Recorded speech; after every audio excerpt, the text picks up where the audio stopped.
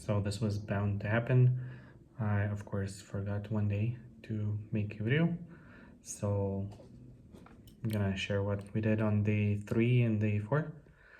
So basically, we're still in CSS, going deeper into it now. We learned about margins and paddings, what's the difference, and all the like small different things of span elements, div elements, how to tweak them into doing what we want through CSS, how to make div element instead of by default taking the full line, like 100% of the width, how to make it into a block that is in line. Also learning about IDs and classes, how to use those, what's the difference. So from what I understand, ID element has to be unique. So in one file, only one ID element with the same name, whereas class can be assigned to pretty much, if you want, all the elements in the file, or as many as you like.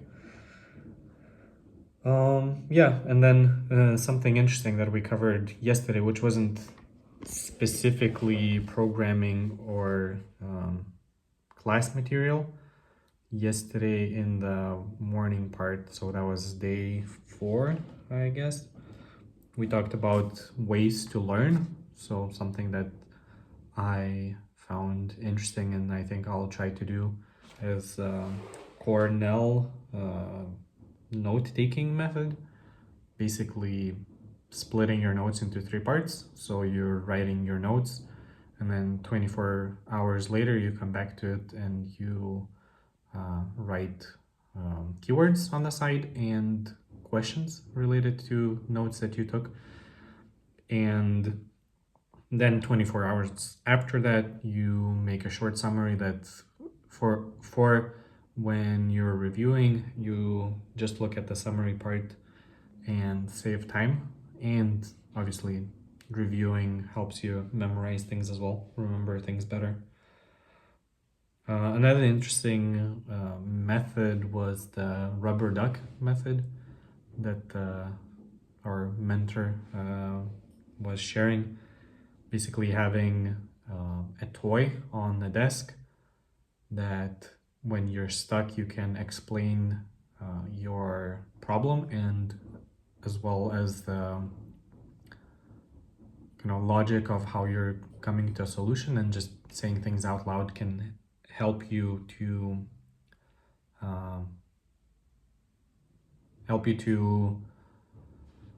solve the problem.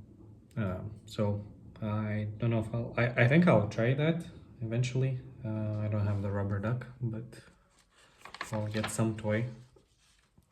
And then we were learning something that got a lot of us confused in the group.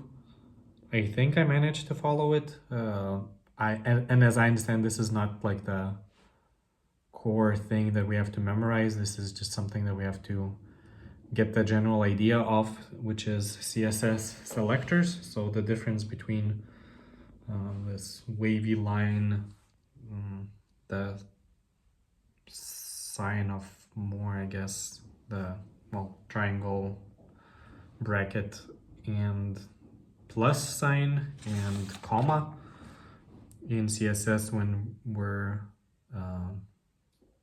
defining multiple elements or groups.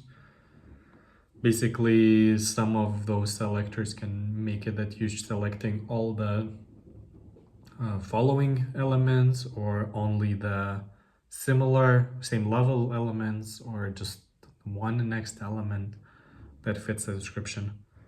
So something that can be useful, but something that the instructor is saying can often be avoided by just using a class, which is probably what we're going to do the most. Yeah, and as for projects that we're working on, so we have our own website to apply things to. So I managed to make the background change as animation. I added hover effects. I added pictures, played with fonts, and trying to work on a project that we'll have to do in a few weeks, as I understand. So starting to build a menu and follow that and transfer the design from Figma to this website.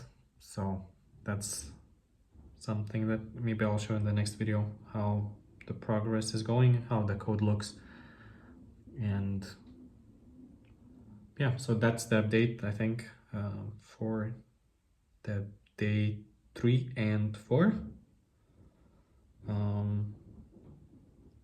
Yeah, so learning to learn and learning CSS, small steps at a time. And yeah, that's all for today.